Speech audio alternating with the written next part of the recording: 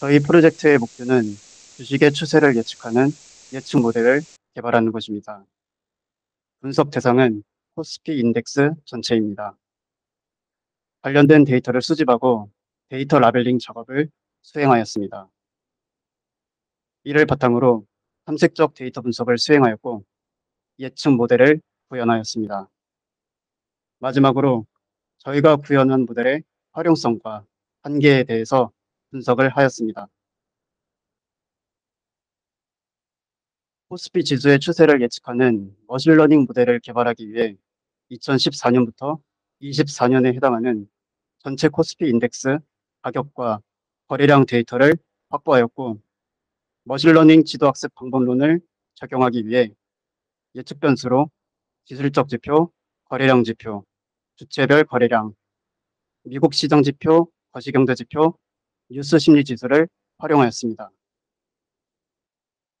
기술적 지표 상세 내용으로 첫 번째, 거래 추세 지표, 거래량 지표, 변동성 지표, 추가적인 거래 추세 지표, 거래량 변화율, 추가적인 변동성 지표, 모멘텀 지표를 생성하여 예측 변수로 활용하였습니다. 투자자별 거래량 데이터는 파이케알엑스 라이브러리를 활용해서 1단위 주체별 거래량 데이터를 10년치 확보하였습니다. 이를 바탕으로 파생 변수를 생성하여 모델의 예측 변수로 활용하였습니다.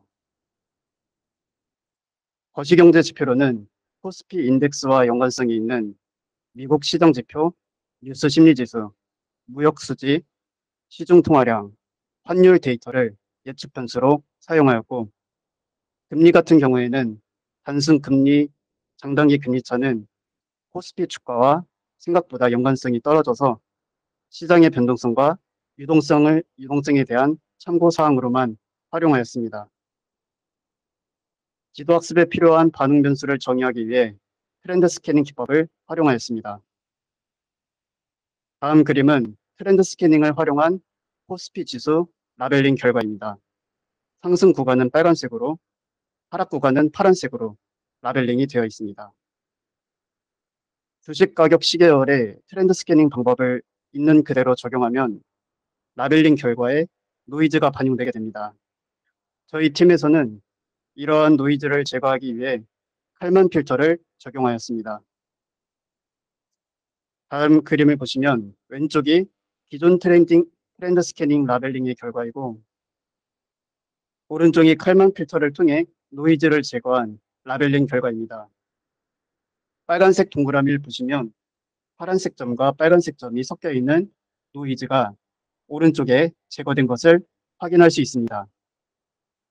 또 다른 구간을 확인해 보면 파란색 화살표가 지시하는 부분에 주된 상승 빨간색 추세에서 파란색 섞여 있는 노이즈가 오른쪽에서 제거된 것을 확인할 수 있습니다.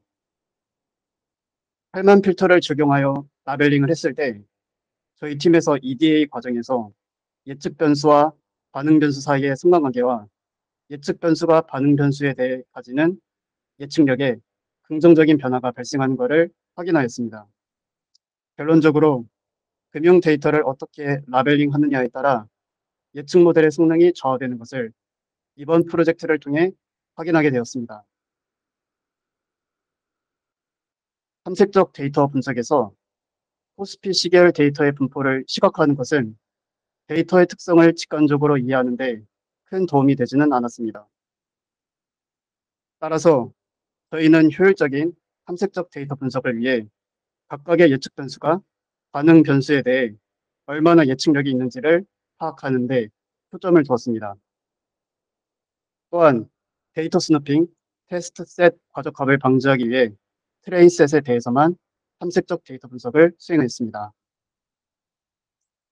첫 번째로 상관관계 분석은 라벨링의 노이즈가 제거되기 전후 타겟에 대한 예측 변수의 상관 계수의 변화를 비교하는 것으로 진행했습니다. 노이즈 제거 전 기술적 지표 예측 변수들의 타겟에 대한 상관 계수는 0.15 미만으로 나타났습니다. 반면에 노이즈를 제거한 이후에는 타겟에 대한 예측 변수의 상관 계수가 0.4를 초과하는 것을 발견하게 되었습니다. 주체별 거래량 데이터에서도 노이즈를 제거하기 전에는 상관 계수가 가장 큰 것이 약 마이너스 0.06에 나타난 반면에 노이즈를 제거한 이후에는 마이너스 0.1보다 더 낮은 상관 계수를 발견하게 되었습니다. 거시경제 지표에서도 노이즈를 제거하기 전에는 약 마이너스 0.15에 해당하는 상관 계수가 가장 큰 수치였던 반면에 노이즈를 제거한 이후에는 마이너스 0.2보다 더 낮은 상관 계수를 발견하게 되었습니다. 투자자별 거래량 파생 변수에서도 노이즈를 제거하기 전에는 상관 계수가 약 마이너스 0.05에 해당하는 계수가 가장 큰 반면에 노이즈를 제거했을 경우 약 0.15를 근사하는 상관 계수를 발견하게 되었습니다. 두 번째로 예측 변수 값의 구간에 따른 타깃값의 비율을 분석했습니다. 외국인 거래량 데이터에 대해서 외국인 순매수 부분의 가장 낮은 구간을 보시면 타겟 데이터의 비율이 노이즈 제거 전에는 100%로 나타나지만 노이즈를 제거한 후에는 0%로 나타나는 차이가 발생했습니다. 기간 거래량에 있어서도 기간 매도 부분 상위 구간을 보시면 0%에 해당하는 타겟의 비율이 노이즈 제거 후 100%로 바뀌는 차이점이 발생했습니다. 개인 거래량의 데이터에서는 개인 순매수 부분의 상위 구간을 보시면 0%에 해당하던 타겟의 비율이 노이즈 제거 후에 약 0.5%에 해당하는 값으로 변화되었습니다. 그러나 이 값은 신뢰 구간이 상당히 크기 때문에 통계적으로 유의미한 차이가 발생한 거라고는 저희가 판단하지는 않았습니다. 세 번째로 모든 예측 변수별로 반응 변수에 대한 T-테스트를 실행하였습니다. 다중 테스트에 따른 알파 인플레이션을 고려하여 본페로니 규정을 적용하였습니다. 따라서 유의 수준을 0.05에서 테스트 횟수만큼 나눈 훨씬 더 엄격한 유의 수준을 적용하였습니다. 노이즈 제거 전에는 예측 변수 중 23개가 P-밸류가 유의 수준보다 낮게 나타난 반면에 노이즈를 제거한 이후에는 예측 변수 중 66개가 P-밸류가 유의 수준보다 더 낮게 나타나는 것을 확인할 수 있었습니다. 이것은 라벨링의 노이즈를 제거했을 때 타겟에 대한 예측 변수의 이측력이 향상되었음을 의미합니다. 모델링을 위한 기본 과정으로 머신러닝 관점에서 과거 20일치 데이터로 다음날 추세를 예측하는 문제를 정의하였습니다. 예측 결과를 바탕으로 시간 외 거래를 통해 매매하는 것을 가정하였습니다. 백테스팅 과정에서는 거래 비용을 반영하였습니다. 모델의 학습할 데이터로 과거 9년치 데이터를 사용하였고 최근 1년치 데이터는 테스트셋으로 분리시켰습니다. 시계열의 자기 상관으로 인한 데이터 리퀴즈를 방지하기 위해 트레인과 테스트 사이 40일에 해당하는 데이터를 제거하였습니다. 베이스라인 모델로는 LSTM 모델을 활용하였습니다. 노이즈를 제거 전 LSTM 모델의 성능은 AUC 0.56에 해당했고 노이즈를 제거한 후 LSTM의 성능은 AUC 0.59로 노이즈를 제거하기 전보다 소폭 상승했습니다. 다음 그림은 각각의 모델이 예측한 추세의 결과입니다. 전체적으로 추세가 잘 분리되지 않은 것을 확인할 수 있습니다.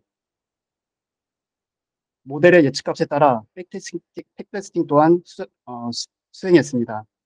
모델의 예측값이 1에서 0으로 바뀌는 시점에 숏 포지션을 취하고 반대는 롱 포지션을 취했습니다. 베이스라인 모델에서는 노이즈를 제거하기 전 LSTM의 성능이 저조했음에도 불구하고 백테스팅 결과상에서는 더 높은 수익률이 나타났습니다. 모델의 성능을 개선하기 위해 라이트 GBM과 XG 부스트 모델을 사용하였습니다. 여기서 특성 중요도 분석 및 피처 셀렉션을 수행하였고 부스팅 모델의 최적화를 위해 베이지안 최적화 방법을 적용하였습니다. 또한 과적합을 대처하고 일반화 능력을 형성시키기 위해 OOPP 예측 방법을 활용하였습니다. 피처 셀렉션에 대해 구체적으로 살펴보면 모든 변수를 학습한 경우 T테스트 결과 상위 15개의 변수를 학습한 경우 코릴레이션, MDA, RFE, SFS 방법을 통해 선정된 각각의 변수들로 학습된 모델의 모든 성능을 비교 대조하였습니다. 모델 성능 개선의 정도를 확인하기 위해 모든 조건은 같지만 라벨링의 노이즈를 제거하기 이전에 데이터를 학습한 라이트 GBM과 XG 부스팅의 모델의 성능을 측정했습니다. 둘 다 AUC가 0.5보다 낮은 저조한 성능을 보였습니다. 예측 결과 동안 제대로 된 분류를 수행하지 못했습니다. 다음 표는 성능 개선을 통해 위해 피처 셀렉션에 따른 개선된 모델의 실험 결과입니다.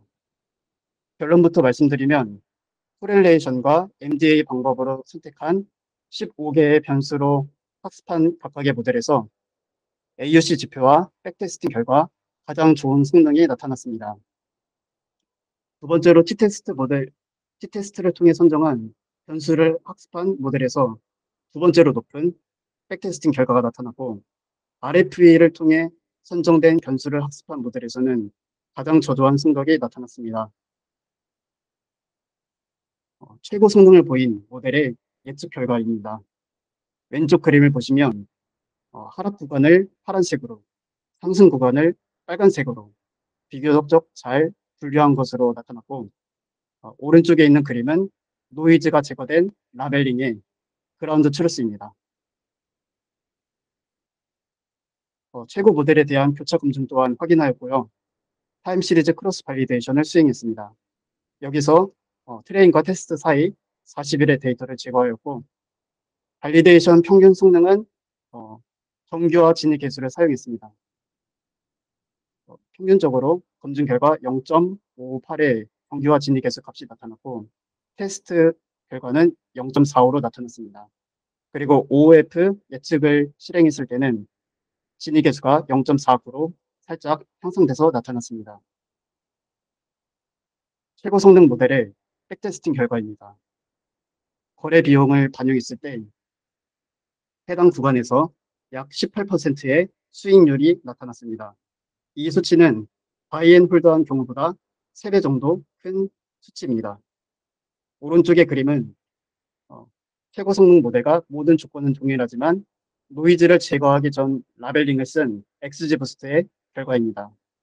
이 모델에서는 백테스팅 결과 약 4.7%의 수익이 나타났습니다. 최고 성능을 나타낸 모델에 대해 사후 분석을 해봤습니다. 학습된 모델에서 트레인셋과 테스트셋에서 나온 셰플리 밸류의 결과가 비슷한 것을 확인하였습니다. 그러나 저희 모델의 성능이 좀 더 성능을 개선시킬 수 있는 가능성이 저희가 있다고 생각을 해서 지금 단계에서 일반화 능력, 일관성, 모델의 신뢰성과 안정성을 세부적이게 분석하기보다는 성능을 개선하는데 좀 더 비중을 두었습니다. 마지막으로 모델의 특성 1개, 추후 연구 과제입니다. 저희 모델의 특성은 긴 상승 하락 구간이 있는 경우 양호한 예측 성능과 경제적 성능이 나타났습니다. 반면에 짧은 상승, 하락, 횡보가 있는 구간에서는 예측 신호의 정확도는 양호했으나 경제적 성능이 하락하는 것으로 나타났습니다. 저희 모델의 한계로는 정확도가 높게 나와도 경제적 성능이 안 좋게 나오는 경우가 많이 있었고 경제적 성능이 좋게 나온 결과는 사실 많은 실험의 결과로 발견한 1중 오류일 확률이 있습니다. 추후 연구 과제로는 입력 변수의 노이즈를 제거하는 작업을 통해 모델의 성능 향상을 도모할 수 있고 예측 변수별로 지형값을 분집하여서 분집 MDA를 수행하므로 예측 변수의 기여도를 좀 더 상세하게 분석할 수 있습니다. 마지막으로 저희가 프로젝트를 수행하면서 참고한 자료들입니다.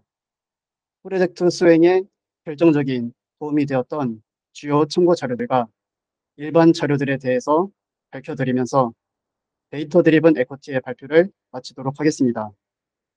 감사합니다.